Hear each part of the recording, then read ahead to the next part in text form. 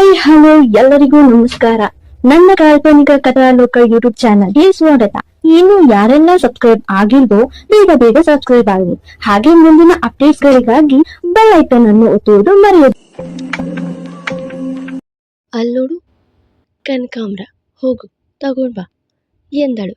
YV, ಅದಕ್ಕೆ ದುಡ್ಡು ಕೊಡಬೇಕು. ನೀನು ನನ್ನ ಹೆಂಡತಿ ಅಂತ ಫ್ರೀಯಾಗಿ ಯಾರೂ ಕೊಡೋದಿಲ್ಲ ಎಂದ. ಈಗೇನು ತಗೊಂಡು ಬರ್ತೀಯೋ ಇಲ್ಲ ಬಸ್ ಸ್ಟ್ಯಾಂಡ್ ಕಡೆ ಮುಖ ಮಾಡ್ತೀಯೋ ಎಂದವಳ ಮಾತಿಗೆ ತರ್ತೀನಿ ಮೇರಿಮಾ ಎಂದು ಹೊರಟವನ ಮಾತಿಗೆ ನಗುತ್ತಾ ಅಲ್ಲೇ ನಿಂತಿದ್ಲು. ಮೊದಲ ಬಾರಿ ಗಂಡನ ಕೈಯಿಂದ ಹೂ ಮುಡಿಸಿಕೊಳ್ಳೋ ಆಸೆ ಆದಂತಿದೆ ಹುಡುಗಿಗೆ. ಹೆಂಡತಿಗಾಗಿ ಹೂ ವ್ಯಾಪಾರ ಮಾಡಿ ಬರ್ತಾ ಇದ್ದಾನೆ ಬೀಬಿ. ಅವನನ್ನೇ ನೋಡ್ತಾ ಕೊಂಚ ದೂರ ಇದ್ದ ಹುಡುಗಿ ಎದುರು ರಸ್ತೆ ದಾಟ್ತಿದ್ದಾನೆ ಬೀಬಿ. ಬೇಕೆಂದೇ ಗುರಿ ಮಾಡಿ ಬಂದಿದ್ದ ಲಾರಿಯೋ ಇಲ್ಲ ಯಾರ ಕೈ ಮೀರಿ ಬಂದ ಲಾರಿಯೋ, ಒಟ್ಟಾರೆ ಕುತ್ತಿದ್ದು ಮಾತ್ರ ಹಸುರನನ್ನೇ.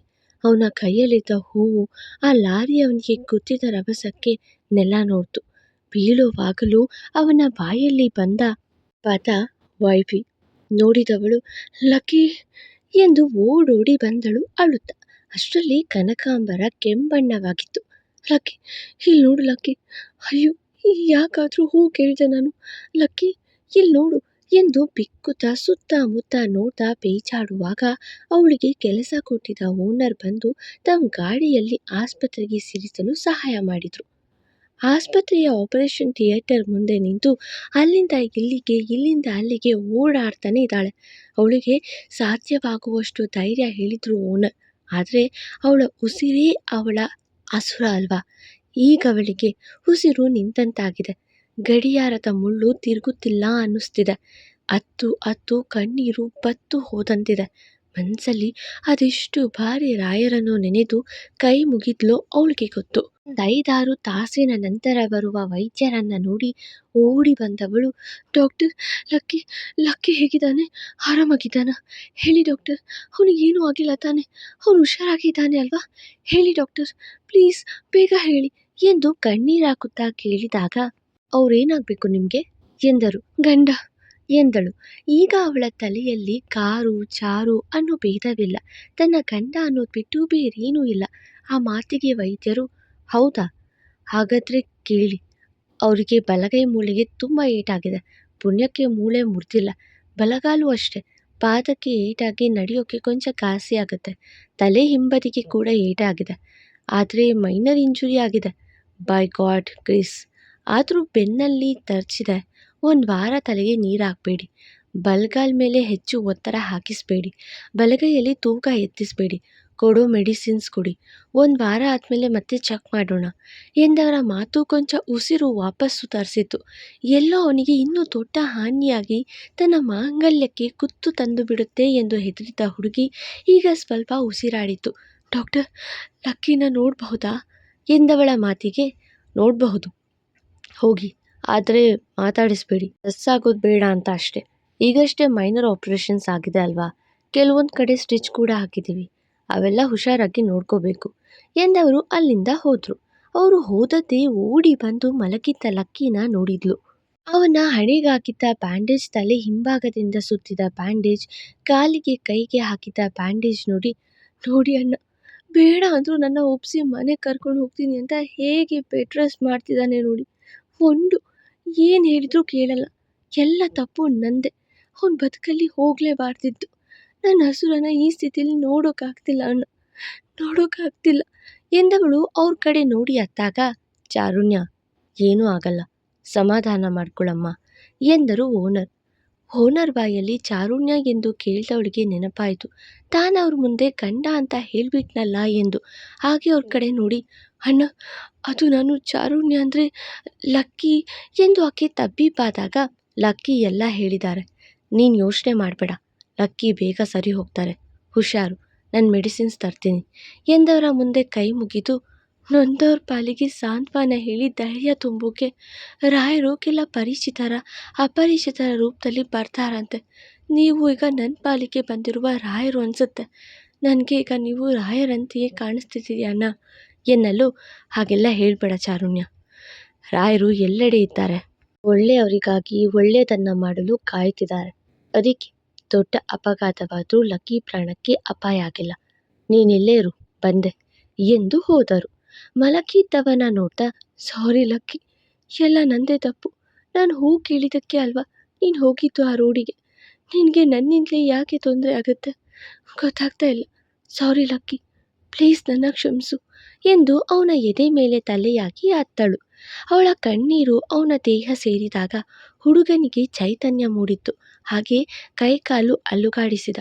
ಅವನ ದೇಹದ ಚಲನೆ ನೋಡಿ ಎದೆ ಭಾಗದಿಂದ ತನ್ನ ತಲೆ ಎತ್ತಿ ಅವನತ್ತ ನೋಡ್ತಾ ಕುಳಿತಿದ್ದ ಚಾರು ಮೊಗದಲ್ಲಿ ಸಂತೋಷ ಮೂಡಿತು. ಆದರೆ ಅವನು ಕಣ್ಬಿಟ್ಟು ಯಾವಾಗ ವೈಫಿ ಅಂತಾನೆ ಎಂದು ಕಾಯ್ತಿದ್ದಾಳೆ ಬೆಂಗಳೂರಿನಲ್ಲಿ. ಛೆ, ಈ ಅಮೂಲ್ಯಕ್ಕೆ ನನ್ನ ನೋಡಬೇಕು ಅನ್ನೋ ಆಸೆನೇ ಇಲ್ಲ ಅನಿಸುತ್ತೆ. 3 ದಿವಸ ಆಯಿತು ಮೀಟ್ ಮಾಡೋಣ ಅಂದು. ಆದರೂ ಈ ಹುಡುಗಿ ಬ್ಯುಸಿ ಅಂತ ಎಷ್ಟು ಕಾಡಿಸ್ತಿದ್ದಾಳೆ ನನ್ನ. ಈಗಲೂ ಬರ್ತಾರೋ ಇಲ್ವೋ. ಕಾಲ್ ಮಾಡಿದ್ರು ಪಿಕ್ ಮಾಡ್ತಿಲ್ಲ, ಕರ್ಮ.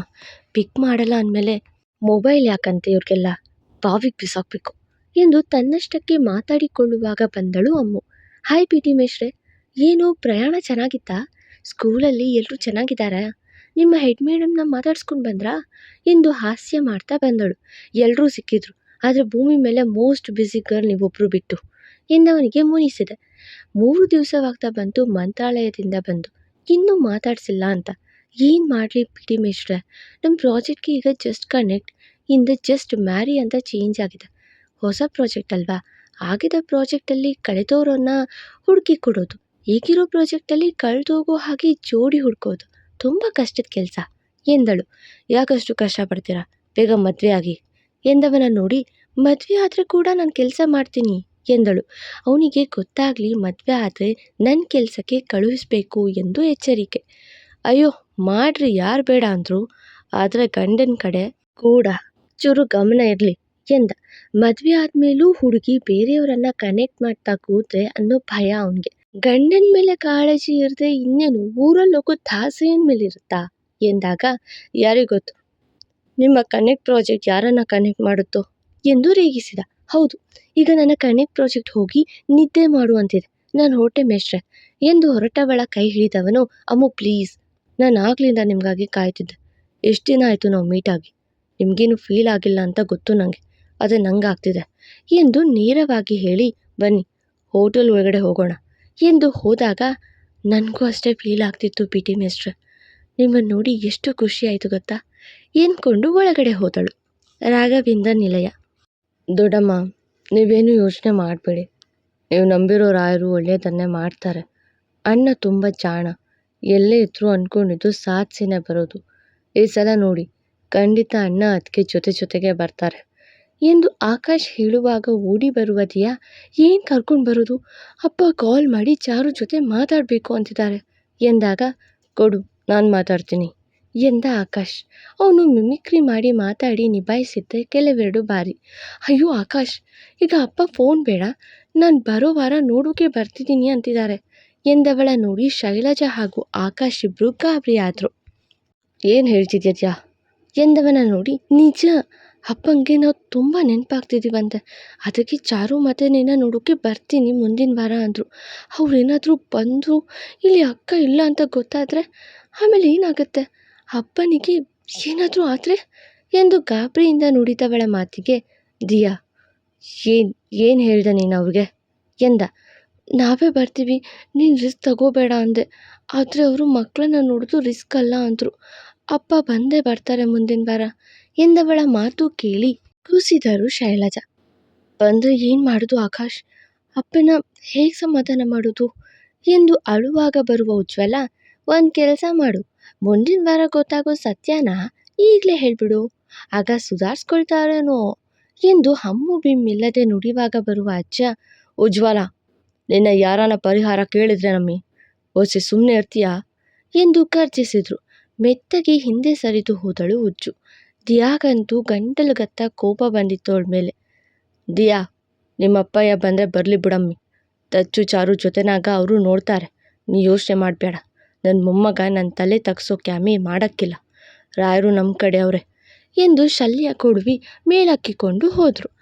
ಆದರೂ ಅವಳಿಗೆ ಧೈರ್ಯವಿಲ್ಲ, ಅಳುತ್ತಲೇ ಇತ್ತಳು. ರಾಯರಿದ್ದಾರೆ ನೋಡೋಣ ದಿಯಾ ಎಂದು ಶೈಲಜಾ ಕೂಡ ಹೋದರು. ಆದರೆ ಅವಳಿಗೆ ರಿಸ್ಕ್ ತೆಗೆದುಕೊಳ್ಳೋಕ್ಕೆ ಭಯ. ಒಮ್ಮೆ ಆಕಾಶ್ ಕಡೆ ನೋಡಿದ್ಲು. ಏನು ಯೋಚನೆ ಮಾಡಬೇಡ ದಿಯಾ, ಅಣ್ಣ ಅದಕ್ಕೆ ಜೊತೆಗೆ ಬರ್ತಾರೆ ಎಂದ. ಬರ್ತಾರೆ, ನೀನು ಮಾಡಿರೋ ಕೆಲಸಕ್ಕೆ ಎಲ್ಲವೂ ಸರಿ ಹೋಗುತ್ತೆ ಅಂತ ಕನಸು ಕಾಣು ಎಂದು ಬೈದು ಹೋದಳು. ಹಾಗಾದರೆ ಮುಂದಿನ ವಾರ ನಿಜವಾಗ್ಲೂ ಲಕ್ಕಿ ಮತ್ತು ಚಾರು ಮನೆಗೆ ಬಂದಿರ್ತಾರಾ? ಇಲ್ಲ ಆ ವಿಚಾರ ಕೇಳಿ ಶ್ರೀಕಂಠ ಅವರಿಗೆ ಏನಾದರೂ ತೊಂದರೆ ಆಗುತ್ತಾ?